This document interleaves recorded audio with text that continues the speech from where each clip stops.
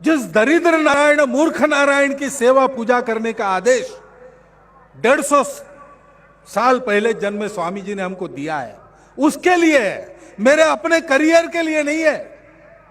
मेरा नाम हो न हो, कोई मुझे अच्छा कहे न कहे, स्वामी जी कहते थे कि आज हम सबको गुरु गोविंद सिंह जी जैसा बनने की आवश्यकता है। अपने देश समाज धर्म के लिए गुरु गोविंद सिंह ने अपना सर्वस्व त्याग दिया, अपने वंश का नाश स्वीकार किया, चारों पुत्र युद्ध में वार दिए। इसके बदले में समाज ने उनको स्वागत नहीं दिया, स्तुति नहीं दी। समाज ने उनको उपकार के बदले अपकार ही दिया। लेकिन उस समाज पर बिल्कुल गुस्सा न होते हुए, निंदा का एक शब्द मुख से न निकालते हुए, दक्षिण में आकर गंभीरता पूर्वक जब मृत्यु आई तब उसका सामना करके चले गए। अपने समाज के प्रति इतनी अपार आत्मीयता मन में लेकर चलना पड़ेगा, उसके लिए जीवन लगाना पड़ेगा, और ये प्रामाणिकता से करना पड़ेगा। क्योंकि बातें करने वाले आप जानते हैं बहुत मिलते हैं, करने वाले कम मिलते हैं।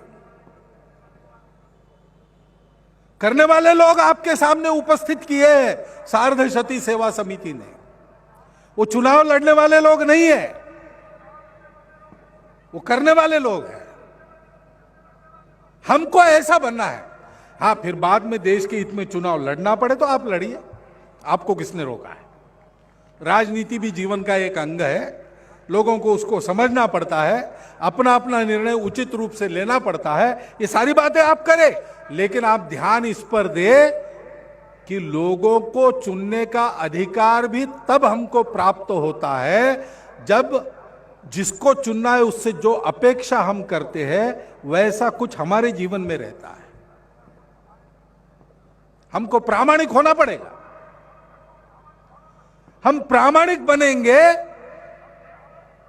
तो फिर टुच्चे और लुच्चे लोगों की चालाकी भी पहचानने का सामर्थ्य हमारी दृष्टि में आ जाएगा। नहीं तो कोई भी आके हमको भरमा ले जा सकता। और इसलिए यह शक्ति की उपासना पहली बात। दूसरी बात, उसके साथ शील चाहिए, चारित्र्य चाहिए। शील विहीन शक्ति यानी रावण की शक्ति। समाज के प्रति आत्मीयता है तो शील आ जाएगा। अपने करने का अहंकार अगर आप में आ गया तो आपकी करनी राम की नहीं रहेगी, वही करनी आपकी रावण की बन जाएगी। और ये सब तब होगा जब हम अपने स्व को पहचानेंगे। हम अमृतत्व के पुत्र हैं। हमारे लिए दुनिया में कोई पराजय नहीं है। सब निराशा के विचार छोड़ो। युवा पीढ़ी अपने देश का धन है। अभी मुझे पूछा गया इस कार्यक्रम के पहले कि युवा पीढ़ी के बारे में सब लोग कहते भटकी है, मॉडर्न और वेस्टर्न होने जा रही है। मैंने कहा देखो, मॉडर्न होने में कोई दिक्कत नहीं है, मॉडर्न होना ही पड़ता है। देश काल परिस्थिति के अनुसार नहीं चलेंगे, रिजिड बने रहेंगे तो टूट जाएंगे। लेकिन वेस्टर्न बिल्कुल बनना नहीं। भारत को और भारतीयों को किसी की नकल नहीं करनी है। हम भारत बनकर अपने स्व पर खड़े रहेंगे। सारी दुनिया का खोया हुआ संतुलन वापस करने का काम करने वाला विश्व गुरु भारत, उसकी विरासत लेके हम चल रहे। हमको क्या जरूरत है दूसरों की नकल करने की। यह जरूर है देश काल परिस्थिति की हवा के झोंकों में हम अपने आप को लचीला बनाएंगे, लेकिन लचीला तो जमीन के ऊपर का तना, वृक्ष, शाखा, पल्लव ये सब रहेंगे। लेकिन जिस जमीन में हमारी जड़ें हैं, वो जड़ें उस मिट्टी को रत्ती भर में नहीं छोड़ेंगी। जो अपनी जड़ों के मिट्टी को छोड़ देते हैं वो वृक्ष तो बह जाते हैं। ये बात ठीक है, जो रिजिड रहते हैं वो कट जाते हैं, लेकिन जो जड़ों की मिट्टी को छोड़ते हैं वो बह जाते हैं। हम न बहेंगे न टूटेंगे। हम अपनी जड़ों पर, अपनी जड़ों की मिट्टी में अपने दोनों पैरों को पक्का रखेंगे और फिर आधुनिक दुनिया के आधुनिक समय के अनुसार अपने आप को लचीला बनाकर उन जड़ों के जीवन रस के आधार पर सुंदर फल, सुंदर पुष्प दुनिया को प्रदान करेंगे। वो हमारा स्व क्या है हमको पहचानना पड़ेगा, क्योंकि उसको लजाने की फैशन है, लजाने की फैशन है। आदमी चलता है, हमारे साथ आया हुआ हमको चलता है, तब तक चलता है जब तक वो हिंदू नहीं कहता, तब तक चलता है जब तक वो हिंदी में नहीं बोलता। ऐसी विचित्र बातें हैं, सर्वत्र अनुभव होता है, आपको भी होता होगा। अपनी भाषा, अपना देश, अपना धर्म, अपनी संस्कृति, अपने लोग, इनसे लजाओ मत। वो अपने हैं और अपने हैं, इसलिए जैसे भी हो हमारे लिए वो आत्मीयता का, सम्मान का, प्रेम का स्थान है, उसको नहीं छोड़ेंगे। अगर मैले कुचले हो गए तो उनको साफ करने का दायित्व तो हमारा है, यह हमारा है। और हमारा है इसी एक कारण से वो हमारे लिए पवित्र है। किसी किसी के घर में माता जी रहती है, उनकी दिखने में बहुत सुंदर नहीं है और अब तो बूढ़ी हो गई है जी, फ्लाइट के कारण जाना पड़ रहा है। आपकी यात्रा मंगलमय। ये तो बहुत रुचि हो रही थी आपकी। कोई बात। हाँ, थोड़ा माता बूढ़ी हो गई, खांसती रहती है रात पर, दवाइयों का खर्चा होता है, कमाती कुछ नहीं। इसलिए अगर कोई विद्वान आए और कहे कि देखो इकोनॉमिकली ये फिजिबल नहीं है इसको रखना, और हेल्थ वाइज भी ये ठीक नहीं है, तो आप ऐसा करो कि इसको कहीं छोड़ दो, दूसरी एक अच्छी माता जी लाओ, सुंदर दिखने वाली, नौकरी करने वाली।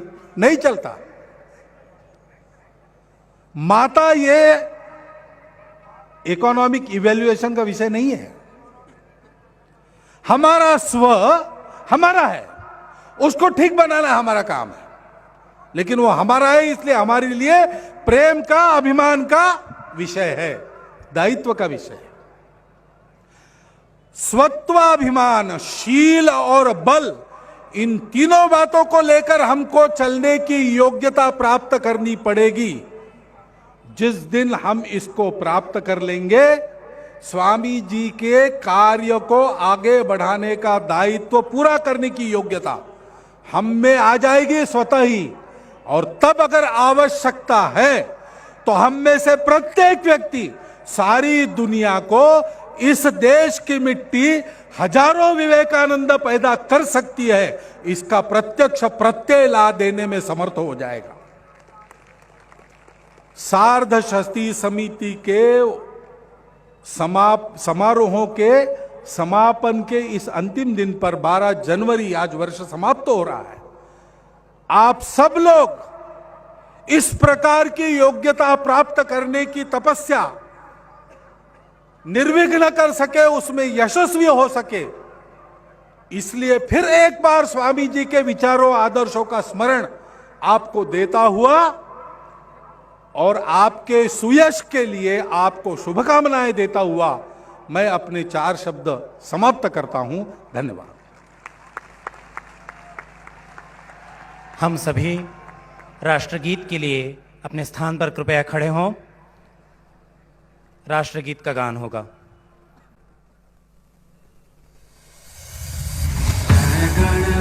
अधिनायक जय हे भारत भाग्य विधाता, पंजाब सिंध गुजरात मराठा द्राविड़ उत्कल बंगा, विंध्य हिमाचल यमुना गंगा, उच्छल जलधि तरंगा, तब शुभ नामे जागे